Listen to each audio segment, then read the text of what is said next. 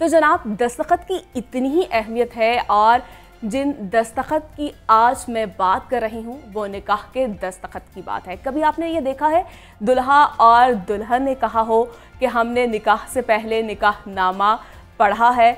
नहीं ना जी। तो आज हम आपको बताएंगे निकाह से पहले निकाहनामा पढ़ना कितना अहम है। आजकल अक्सर लोग निकाहनामे में कुछ ऐसी शराइत लिखवा देते हैं जिनकी अहमियत बाद में हमें समझ आती है। वो कौन कौन सी शराइत हैं और कानूनी तौर पर निकाहनामे में किस किस्म की शराइत लिखवाई जा सकती हैं या नहीं, इस सब पर बात करने के लिए हमारे साथ मौजूद हैं बैरिस्टर अमरीन कुरैशी हैं, लॉ एक्सपर्ट हैं, वुमेन एक्टिविस्ट भी हैं। अस्सलाम वालेकुम। अस्सलाम मेरीन, थैंक यू। वालेकुम अस्सलाम, कैसी हैं आप? मैं ठीक हूँ, आप कैसे? जैसा कि अभी आप देखें निकाहनामे के हवाले से कुछ भी किसी को कुछ मालूम नहीं होता है। देखो, मुझे लगता है कि कोई भी इंसान दस्तखत करने से पहले ये नहीं देखता होगा, इसे पढ़ता नहीं होगा। तो क्या कैसे देखती हैं आपके, ऐसी कौन सी शराइत है जिसे हम अंदराज करवा सकते हैं? बिल्कुल। और आपने जो एग्जाम्पल दिए वो बड़ा अच्छा है कि किस तरीके से हम कोई भी कॉन्ट्रैक्ट होता है, चाहे आपका घर हो या कोई भी आपकी बिलोंगिंग हो, उसको देने से पहले या कुछ खरीदने से पहले, गाड़ी हो, घर हो, कोई भी चीज़ हो, आप उसको बार बार देखते हैं, आप उसको वेट करते हैं, आप एक प्रॉपर तरीके से अपने राइट्स के और दूसरे के राइट्स के बारे में पता करके फिर उस ट्रांजैक्शन या उस कॉन्ट्रैक्ट में एंटर होते हैं। सिमिलरली आपका जो निकाह है वो एक, अगर आप सिर्फ लीगल टर्म्स में देखें तो निकाह क्या है? निकाह एक दो लोगों के, दो अडल्ट्स के बीच में एक कॉन्ट्रैक्ट है। It's a legal contract. और उसके लिए हमने जो रुझान देखा है पाकिस्तान में, अब इससे ये ज़्यादा पाकिस्तान में हो रहा है, बिकॉज अगर आप बाकी कंट्रीज़ में देखें वहाँ पे काफ़ी अवेयरनेस है और वहाँ पे मैंने काफ़ी देखा है कि लोग अपने लॉयर्स और बाकी चीज़ों से कंसल्ट करके फिर निकाह को साइन करते हैं। सो यहाँ पे कि सिर्फ के शादी पे डेकोरेशंस क्या हैं और क्या किसने दुल्हन का ड्रेस क्या है, दुल्हा का ड्रेस क्या है, ईच एंड एवरीथिंग नोटिस किया जाता है, लेकिन इस चीज़ को नोटिस नहीं किया जाता। फोटोग्राफर कौन से एंगल से ले रही है तस्वीरें, और पेन, निकाह के पेन के ऊपर भी बहुत ज़्यादा हज़ारों और लोग खर्च कर रहे हैं। उससे बजाय आप पहले देखें कि निकाह के अंदर क्या है, specially for the bride and the groom. I think दोनों के लिए ये बड़ा ज़रूरी है।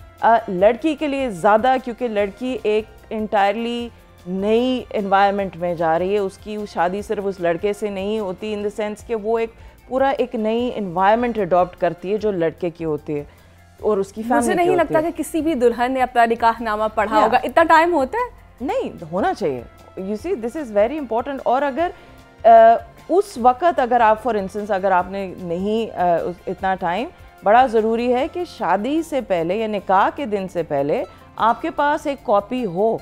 निकाहनामा अपने पास एक इंग्लिश वर्जन और उर्दू वर्जन अपने पास रखें और उसको रीड करें बिफोर आपने उसको साइन करना है। उसको डिस्कस करें अपने हस्बैंड टू बी के साथ और उसकी फैमिलीज़ के साथ, टू अंडरस्टैंड कि मेरे क्या राइट्स हैं। अब आपका जो सवाल है कि कौन से राइट्स हैं, सबसे इम्पोर्टेंट राइट, आजकल एक बच्ची का भी बड़ा केस चल रहा है, मुझे लगता है सबसे पहले जो आपको चेक करना चाहिए है वो है कि जो फर्स्ट जो आपके क्लॉज 1 या पॉइंट 1 से पॉइंट आई थिंक 11 तक ये जाता है, उसमें आपकी एज का जो CNIC है वो वैलिड होना चाहिए। लड़की का पंजाब में 16 साल की उम्र होना ज़रूरी है, लड़के का 18।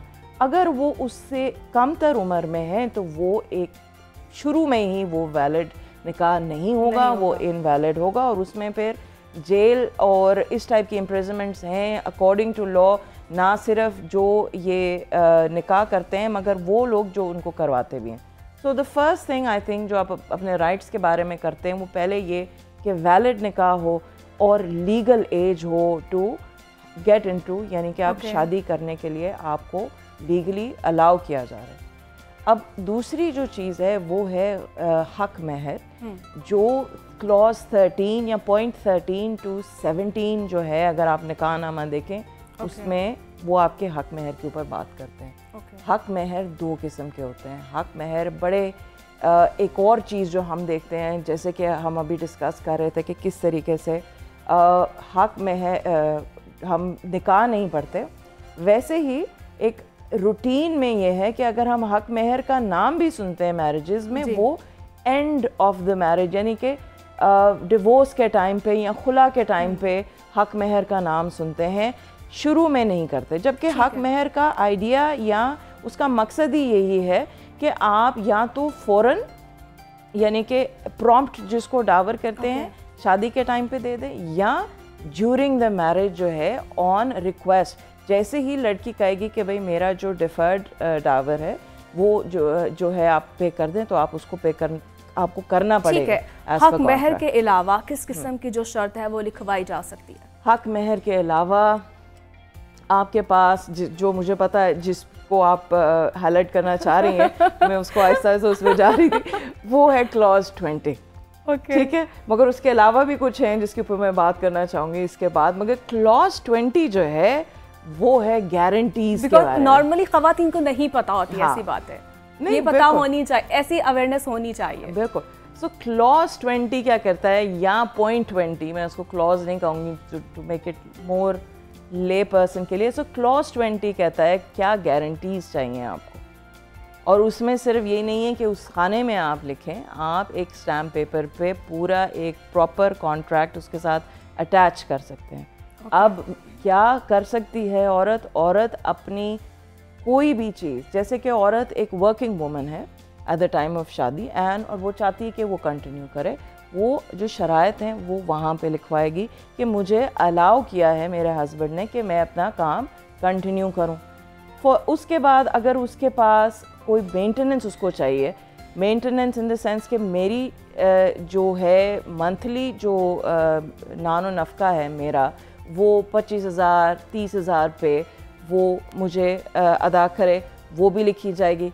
उसके अलावा कोई भी शर्त, एनीथिंग, कोई भी जायज़ शर्त, एक तो मैं ये भी इसमें ऐड कर दूँ, कोई भी जायज़ शर्त जो है वो आप उस पर लिख सकते हैं, चाहे वो आपकी पर्सनल प्रेफरेंस, हाँ डोमेस्टिक वायलेंस, कुछ ये देखा है मैंने कि आप ये भी गारंटी ले सकते हैं कि किसी भी किस्म का मेंटल अब्यूज़ या फिज़िकल अब्यूज़ आपके साथ ना सिर्फ आपका husband to be but also उसकी फैमिली नहीं करेंगे। सो ये जो है, और अगर किया तो उसके ऊपर डैमेजेस पड़ सकते हैं। अब वो क्या कर रही है, वो ये नहीं कह रही कि वो उसको डिवोर्स की तरफ लेके जाएगी। अगर कोई इस टाइप के सिचुएशंस आते हैं जैसे कि वो उसको पे नहीं, वो अलाउ नहीं कर रहा उसको काम करने के लिए, या उसको पढ़ने के लिए नहीं लेके जा अलाउ कर रहा, तो फिर आप सूट फॉर स्पेसिफिक परफॉर्मेंस अदालत में आप उसके ऊपर, उस ब्रीच ऑफ दैट क्लॉज, उस क्लॉज के ऊपर आप जाते हैं और वो आप फिर अदालत से इम्प्लीमेंट कराते हैं। सो उससे फिर ये होता है कि आपकी जो एक पूरा निकाह नामा और निकाह का जो इंस्टीट्यूट है वो हिलता नहीं है, उसमें जो एग्रीमेंट्स जो हैं वो आप इम्प्लीमेंट करवा सकते हैं अदालत से। ये तो हो गई दुल्हन के लिए, क्योंकि ख़वातीन बैठी हैं तो मर्द हजरात जो देख लेंगे वो कहेंगे ख़वातीन सिर्फ अपना ही सोच रही हैं। तो अब क्योंकि दुल्हा है, ऑब्वियसली दुल्हे का भी राइट है, तो क्या दुल्हा भी जो है वो लिखवा सकता है कोई शराइत? एब्सोल्युटली, दोनों की तरफ से गारंटीज जो हैं दोनों ने आपस में म्यूचुअली डिसाइड करनी है। दैट इज़ वाई एक ट्रेंड या एक तरीका हमें भी ये बनाना पड़ेगा कि दोनों husband and wife to be आपस में बैठ के इसको डिस्कस करें before the signing of the nikah कि ये मेरी रिक्वायरमेंट्स हैं, ये मेरी रिक्वायरमेंट्स हैं, और आपस में एक एग्रीमेंट जो है या उस कॉलम में लिखें। अगर उस कॉलम में जगह नहीं है और ज़्यादा आपकी कुछ है, आप उसको एक सेपरेट स्टैम्प पेपर पे एग्रीमेंट को उसको अटैच कर दें निकाह के साथ। That is considered to be part of the nikah, वो निकाह का के साथ वो अटैच हो जाता है। एक और चीज़, गलत तरीके से इंड्यूस करना, वो चीज़ें जो आप कर नहीं सकते, जैसे कि कुछ ऐसे केसेस आए हैं जो मैं अभी भी कर रही हूँ, अदालतों में हैं, लड़की को उस खाने में लिख दिया कि मैं आपको इतनी प्रॉपर्टी जो है वो दे रहा हूँ या ये अपना घर दे रहा हूँ, और वो एक रॉन्गफुल इंड्यूसमेंट या डिसीटफुल मैरिज में के एम्बिट में आ जाती है कि वो कर नहीं सकते, उनके पास चीज़ें नहीं होती, मगर फिर भी वो उसका मिसयूज़ कर रहे हैं। अगर आप इसका मिसयूज़ करेंगे तो ना सिर्फ ये एक सिविल यानी कि एक आप सूट फॉर स्पेसिफिक परफॉर्मेंस कर सकते हैं फॉर ब्रीच ऑफ कॉन्ट्रैक्ट, मगर ये फिर एक क्रिमिनल मैटर भी हो सकता है। So please it is very important कि आप इसका गलत इस्तेमाल भी मत करें, ठीक है, और उतना कि आप दोनों रीजनेबली उसको फॉलो कर सकें।